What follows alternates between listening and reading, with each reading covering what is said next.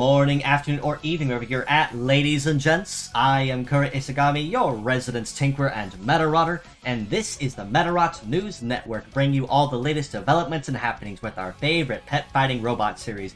Now, this week, it looks like we're going to be cresting into the very last leg of the Transformers slash Beast Wars collaboration with Medarot, and boy oh boy, has it been an event from start to finish. The name itself, a household name everybody knows and loves, and this event has been nothing but exciting, with the community effectively losing their minds over just the initial announcement alone, let alone actually seeing the models in-game or even the rewards to be had.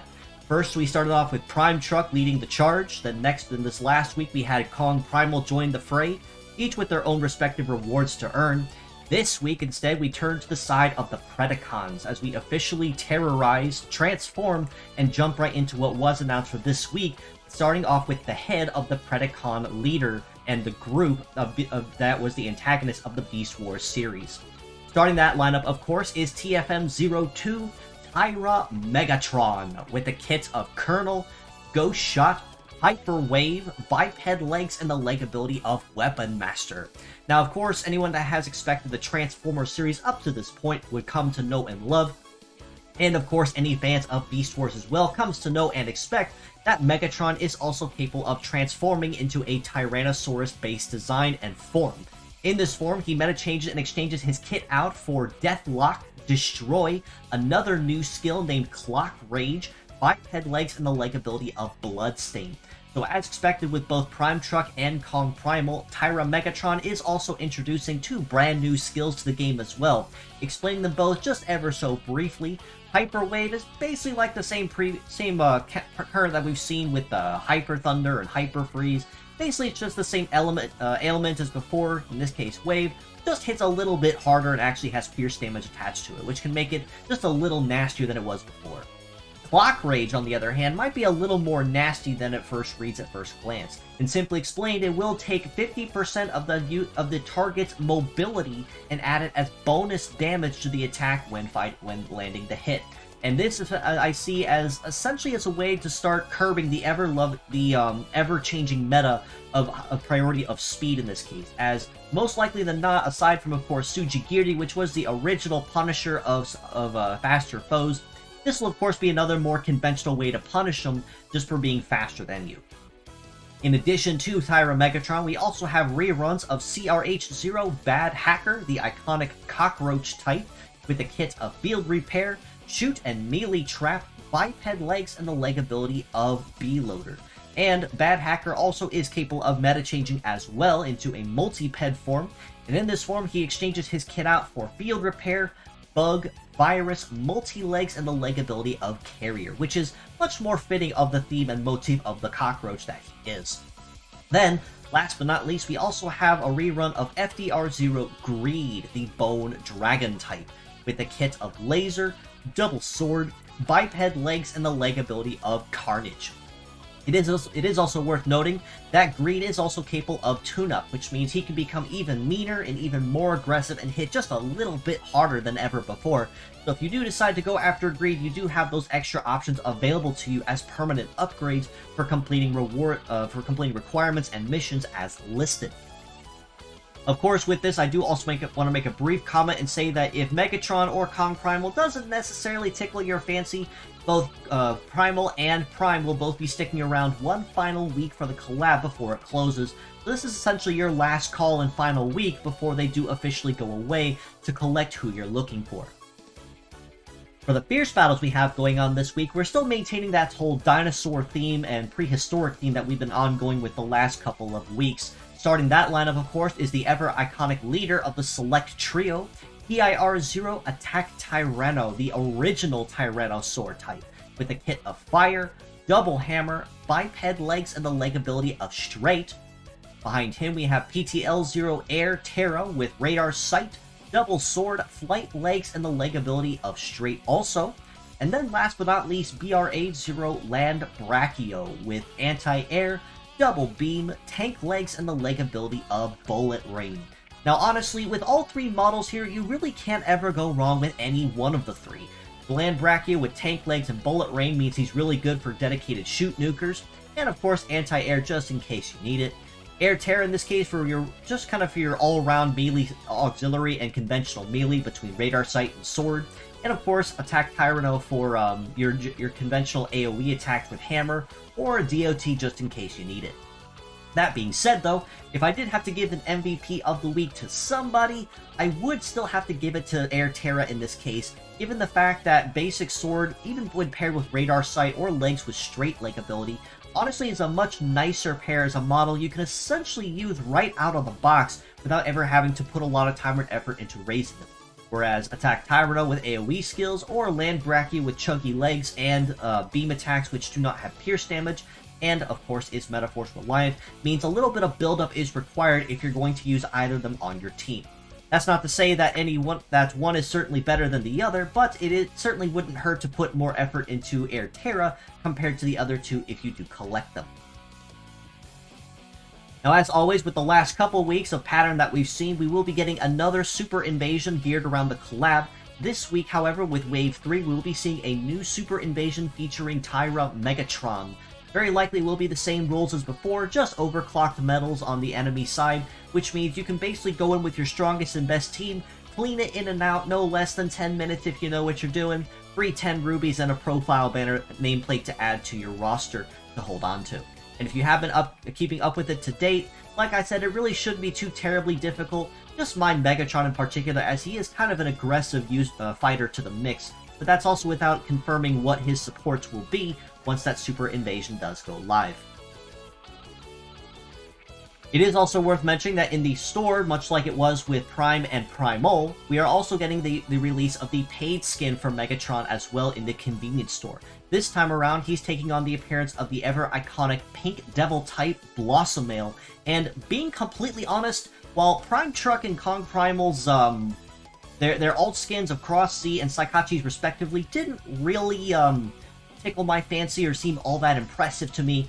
Not gonna lie, there is kind of a feeling about T-Rex, or at least a T-Rex dragon kind of Devil Blossomale in this case, that really does kind of add a new level of horror that you could pose to the enemy side while that is active. It honestly does look really nice, not gonna lie, and the wings are a nice touch, as expected of you, those that are well known and well versed with Blossomale. But again, just as a reminder, this is a paid skin. That means it will cost you about 25, 30 or so USD if you do find yourself wanting to go after it, but it will also give you some extra rubies as you see, and as a friendly reminder, this does not mean that buying the skin gives you Megatron. This simply means that the skin will sit in your library until you collect him, or if you skip or miss out on him, the skin will essentially just sit there being effectively unusable until he comes back, if he does at all. So, generally recommended that if you are going to go after the bot, collect the skin too, just so you can make the best of both worlds in this case, just in case you need one or the other for sake of cosmetics. On the topic of skins, it is worth noting that Ninja, who was highlighted this previous week as well, will also be getting an event reward skin with this week's Wave 3 of the event, which I will be going into just momentarily. This time around, highlighting him with a design based on Tarantulas, one of the other Predacons that followed under Megatron's leadership in the Beast Wars series. So, much like it was with Cheetor and Rat Trap, both of this will be made available in the convenience store as well, redeemable with diamonds. So anyone can collect it, and given that Ninja is a model that anyone can collect moderately easily, even if he is a pickup, that does give you plenty of shots at him even if you only get the skin this time around. On the topic of skins as well, just a friendly reminder that if you did manage to collect Prime or Primal, the skins for both of those, both paid bundles, are still available in the shop. And in addition to that, with the convenience store, the Rat Trap skin for Gal Marmo and the Cheetor skin for Machiritis will also still be available in the shop to collect. So do make sure you collect those before the event does close. Being completely honest, I really do like the Cheetor skin for Machiritis. It does look really, really nice. So just make sure you collect those before the event ends, just so that you don't miss out on them, even though those two models, Gal and Machiritis, will most certainly be making rounds as the game does progress through its lifetime. On the topic of the event itself, Wave 3 will commence this time around with even more rewards to be had and to be collected. This time around, we have access to Medarot Saika, R rank donning a Terror Sword cosplay in this case, Granted, she is also available in the collab Medarot banner as well, so if you have been going after them, good chance you probably already have Saika already, but still doesn't hurt to have for the sake of the extra level ups in particular. In addition to Saika, you also have access to the Saurus medal, which has a mastery in melee, shooting, and support, and leg mastery of biped, tank, and sea legs. You also have access to a third profile banner featuring Megatron himself, and in addition to this, of course, diamonds, profile banners, voice lines, rubies, and more to be had and collected through the course of this event. However, this event kind of struck me as odd, and taking a moment just to kind of veer off on a tangent, the way they kind of went around this event is kind of confusing. And I have noted from several other friends of mine as well, it is kind of all over the place. Despite the fact of having a Cross Z themed skin for Prime and a Saikachi skin for Primal, neither of which actually made reruns through these last weeks, and same can be said with Blossomale this week for Megatron, and that's certainly no exception either with how they're handling the event either. First week with Prime was milestone based, so pure sets encouraged. Last week with Primal was ticket based, so mixed parts encouraged. This week in particular, it's going back to milestone based, so again, pure sets will be encouraged for the most part. In particular, it will be highlighting both a gold and a red ticket bonuses, so kind of going to be a weird thing here, but it is alluding, of course, to the boss battle mechanic that also has been live a couple of times through these last several weeks. And there are a multitude of bonuses here. I sadly was not able to fit all of the pictures into this one slide, but the boss battle, of course, will be going into the next one here momentarily. But to explain them briefly, for sake of red ticket bonuses, or red point bonuses, I should say in this case, Greed and Bad Hacker will give you a 9% bonus per part. Gigafant and Venom Scorpy from the permanent pool as 2-star models will give you an 8% bonus each per part. The Select Trio as the Fierce Battles, a 6% each. SR rank Medarots, Hisaki and Arase at 15%, and of course the N and R rank of Arase, Hisaki, Kaoru, Karen, Main, Tsurume, and Cresson also at a 10% or 5% respectively. For the sake of the gold ticket bonuses, of course, Megatron will be leading that charge at a 15% per part, Prime and Primal at a 9% per part, and Ninja, Makaritis, and Gao Gao Marmo at 6% each. Very similarly to how the red bonuses are for the rerun banners. And then, of course, with the collab Medarots as well, Kaoru, Kaden, and Cresson in this case at a larger bonus each. Medarot or Saika as well at a 10% and 5% for Main and Tsurume as well. So this is just for the main bonuses themselves as you go through the event. But for the sake of the boss battles, which is the other half of this event, it is, of course, like I said, having their own separate bonuses.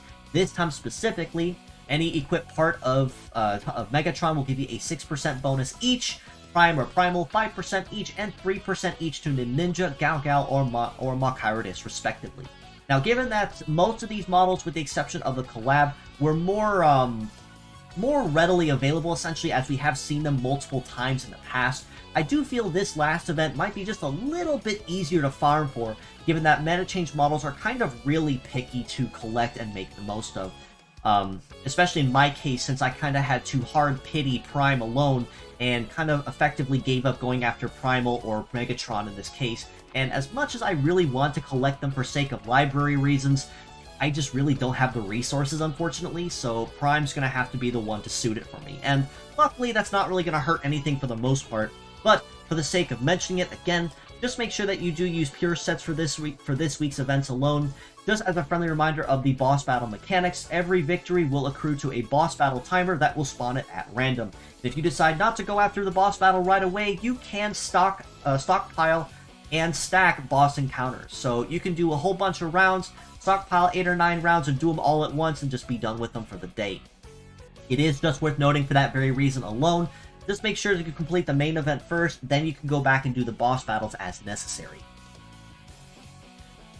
On the community front, though, all the game stuff aside, we are still always looking for translators to assist us with any translation endeavors projects. Right now, the main one is going towards the tail end of Medarot 3, which is mostly just a lot of text that still needs translated, and going towards Medarot 4, which is still in its early preliminary stages of decompilation, and just kind of figuring out where to start and organize everything before they officially get started on it all.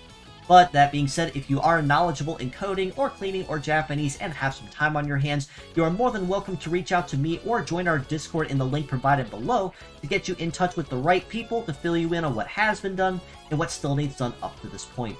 We would honestly love to make use of more projects and endeavors such as Medarots 5 and Navi, or even into the more recent games as well from the DS and 3DS era, but we need people to do that, and if you are able to lend a hand or know someone who can lend a hand and can send them our way, definitely do so, and we can definitely try to make those dreams happen at some point sooner than later. Now though, all of that aside, onto more community-based endeavors. Last week I did go over all of the Ori Meta competition submissions, and like I said, there really weren't a whole lot of submissions, which did kind of disappoint me just a little bit. I guess I was kind of spoiled the last couple times before this time that we had a bunch of submissions to go over, and I nearly had to dedicate a whole episode just to going over all of them for my birthday recording back in March. But that's perfectly fine. Like I said, I'm not mad or upset at anybody. Life will get in the way, and that's perfectly fine. But with that being said, going over the entries we did have, unfortunately, I may not be able to actually allocate a prize or go after a full grand prize and runners-up and everything because we only had 5 entries. So for this, I had to really bite the bullet and only go after one model as the big winner of the Summer Ori Meta contest. And that winner is, of course, our dear friend Mir in the Discord server with their design of KTN01 Kitan, with a meta change form going from biped to multiped, going after that Saint Fire Fox look there. Wonderful design. I really like the detail you put into this as well, not just with the art and the design, but also going into the info blurb, the lore behind the model design, and the kit in particular, what it brings to the table and the skills it has. So congratulations, Mir, for winning the summer contest, and thank you so much to everyone else who did participate for your entries. It honestly was really hard to pick a winner, albeit we only had 5. But with that being said, though, I am wanting to officially host another contest in October. Still deciding if I want to do a motive prompt for that one of Halloween, spooky, or if I just want to go with an all holds barred. I'll figure that out through September as the month goes on. But figure midway through September you will officially see that announcement in our Discord server going live when that will announce. Once again, congratulations, Nier, and thank you so much, not just for your entry, but to everyone else for participating in the summer contest for Project Rising Beetle Ori Meta 2023. But with all that being said, I do believe that covers everything for this week's episode, so as always, I do appreciate you all for stopping in, just as you always do. And that being said, if you'd like to know more, you can follow us below on Facebook at the Medarot News Network page, or the Metabots Forever community on there that I also manage. You can also join us on Discord in the link provided and in the comments below, and this will allow you to keep an even closer ear to the ground on the action.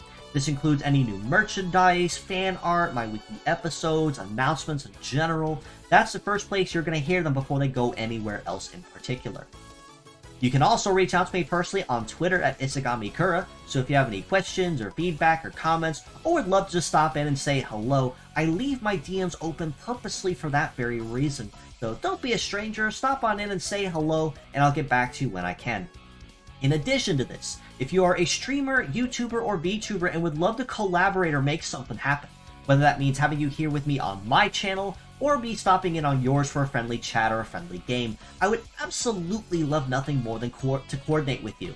So reach out to me in those DMs on Twitter, and we can definitely make something happen.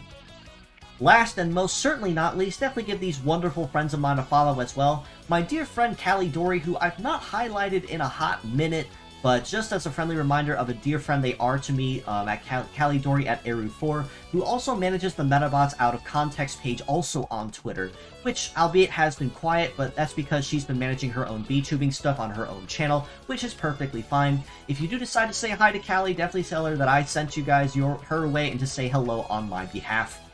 Do also give a follow to my friend Kuro Emo, also on Twitter, who actually was responsible for the 40-minute Medarot medley that is on YouTube right now. Part of which I actually use as my end credits BGM in particular. So definitely give them a follow as well and show your support for the wonderful remix that they applied as well. But Again, with all that being said, I do appreciate you all for stopping by, just as you always do, and until next time, this is your host, Kura Isagami of the Medarot News Network, signing out.